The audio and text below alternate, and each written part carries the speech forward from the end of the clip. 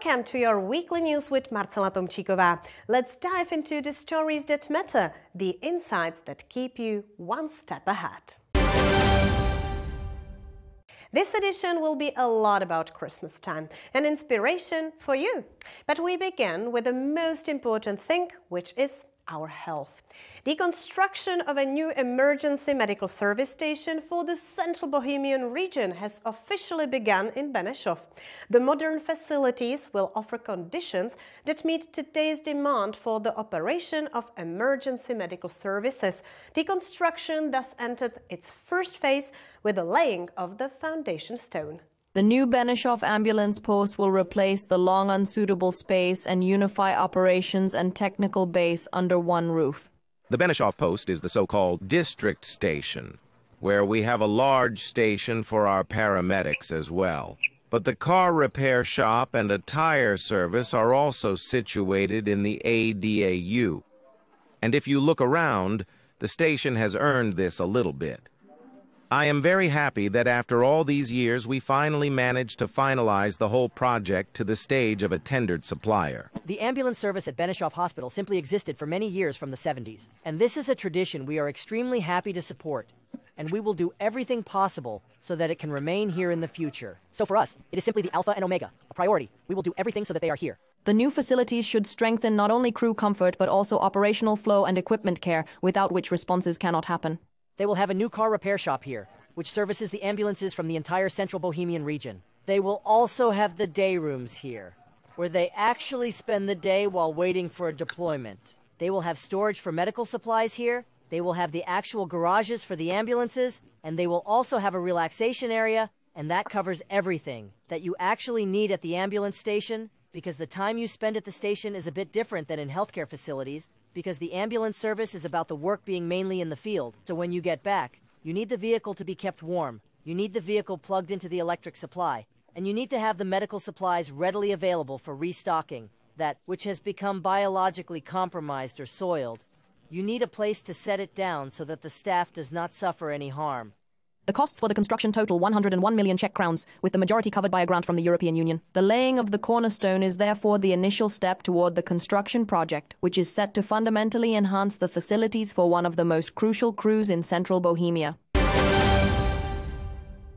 Winter also includes skating on a frozen ponds and in the city, for example, on an outdoor ice rinks. Many are available in cities, for example, the city district of Prague 15. There are even 2 of them. After the success of last year, when they operated an ice rink in Horní Měcholupy, they opened a second one in the premises of the Hostivař Elementary School in Kozinova Street. You can skate at the Hostivař ice rink every weekday from 2 p.m. to 7 p.m. and on Saturdays, Sundays and holidays from 9 to 7 p.m. A proper winter calls for sledding, building snowmen and snowball fights, but even if there isn't any snow, just a real cold snap. And a nice outdoor ice rink for skating with family or friends. The Prague 15 district has exactly these rinks in Horní Měcholupy and newly in Hostivař at the Hostivař Elementary School on Kozinova Street. The success of the one rink located in Horní Měcholupy convinced us that we needed to establish a second rink in Hostivař as well. We found, I think, the ideal spot near the school in a quiet area and across from the Kozinova shop from the old fire station. And I hope that people will enjoy it here to the maximum. Prague 15 boasts 2 excellent outdoor ice rinks, and if you're lucky, you might spot the mayor skating on one of them after a long break. You can skate at the Hostivař rink every weekday from 2 p.m. until 7 p.m. and on Saturdays, Sundays and public holidays, it's open from 9 a.m. until 7 p.m. Enjoy it. Elementary schools and kindergartens use it in the mornings. They already have their schedule, so both rinks are used so they can take turns. That was also a reason for our expansion, because there was quite a rush there during the human year, and the schools couldn't fully utilize everything. It's great for us because they can use this environment even during physical education classes, because we don't have that much frost and snow anymore. So we use this artificial ice rink. And the afternoons are for the public instead. The cost for all-day entry is 80 crowns, the same amount you pay to rent skates, and if you happen to need your own skates sharpened, they will do that for you on site for 100, and for greater safety, they will also lend you a helmet. Despite huge interest in the Prague 15 rink, a third rink is not planned yet. No, I think this is about the limit, because it's not an entirely cheap matter for us. However, we are succeeding in covering the financial resources, thanks to partners who participate in this, such as Praska Energetica and others, who support us in this activity and understand that it is good for all of us to enjoy it. I am glad that the residents of Prague 15, and not only Prague 15, have found their way here and will certainly find their way in the future and spend a pleasant Christmas holiday here, for example, when the kids are on break. The Hostivars outdoor rink is open until early March 2026. An expanded social services center was officially opened in Nebušice after a 2-year reconstruction. With the investment of almost 59 million crowns by the capital city, the capacity of the center increased, the technical facilities improved, the new spaces for rehabilitation and client care were added. The Social Services Center in Nebušice has been fully renovated and expanded with a grand opening. The modernization has transformed not only the site itself, but also the way seniors and people with reduced mobility can move around and spend their daily lives here. It looks nice. I've been here for 3 months already and just fine. We hoped there would be more here, for more space here. And there wouldn't be those, like, big moves that were here when someone new came. With the construction of the new pavilion, essentially the existing building A and B were connected, so one functional unit was created, where clients are essentially able to reach without getting wet, through the whole pavilion. Downstairs on the ground floor, besides what we saw, a laundry room. We have hydrotherapy for clients, a gym, so these are definitely all spaces that will be appreciated not only by us, but also by the clients. Thanks to the reconstruction, the center now has 44 places, 13 more than before, and the modern equipment meets current standards for senior care.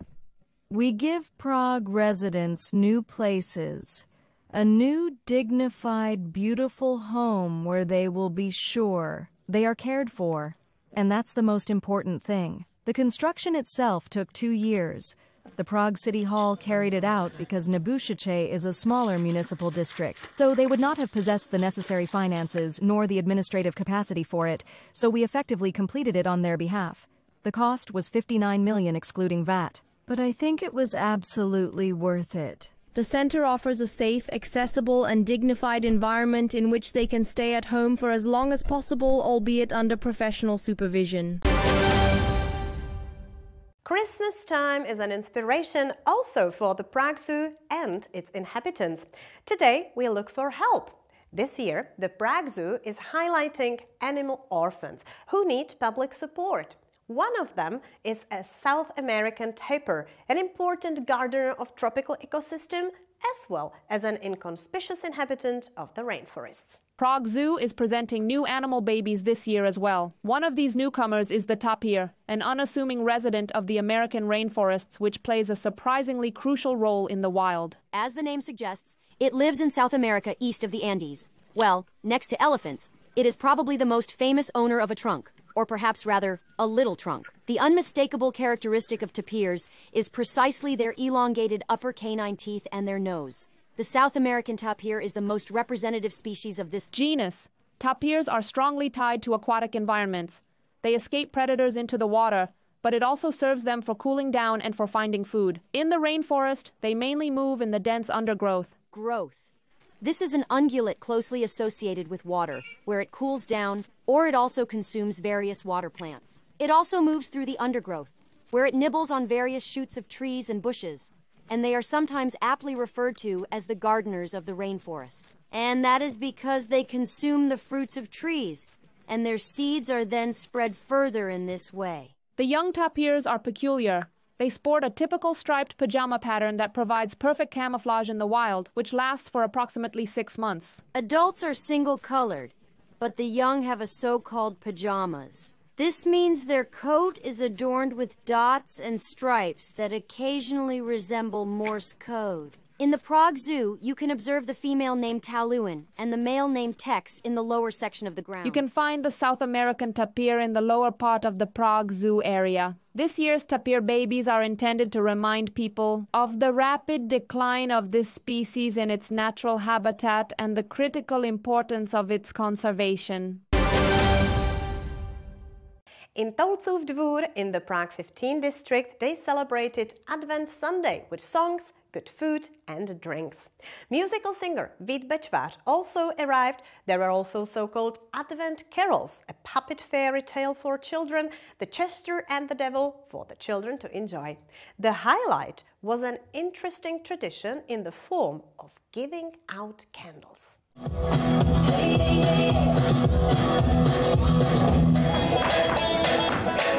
Advent Sunday was celebrated at Tuck Square in the Prague 15 district with all the due ceremony and tradition. This is the third year we have organized an Advent gathering here with Tuck Square, commemorating this very Advent time. Tuck Square is preparing a creative fair.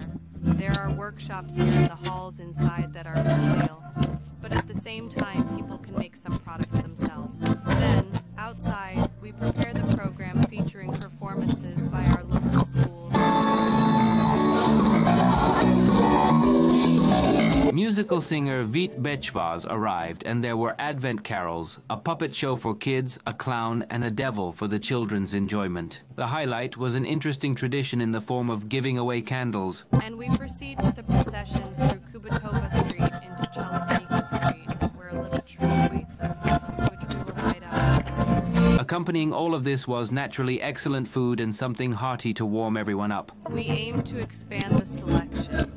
It includes not only warm beverages, drinks to warm up both the young and the old, but we also have a sale of Advent wreaths and decorations here, including crocheted toys. So I think people can choose something. And here is also the traditional nativity scene exhibition. It changes every year. The nativity scenes are never the same. Tuck Square offered an Advent Sunday in a historical context, thereby enhancing the magic of Christmas, and everyone thoroughly enjoyed the pleasant get-together. Thank you for watching, and as always, stay informed, stay tuned, and stay one step ahead. See you next week, and enjoy this magical Christmas time.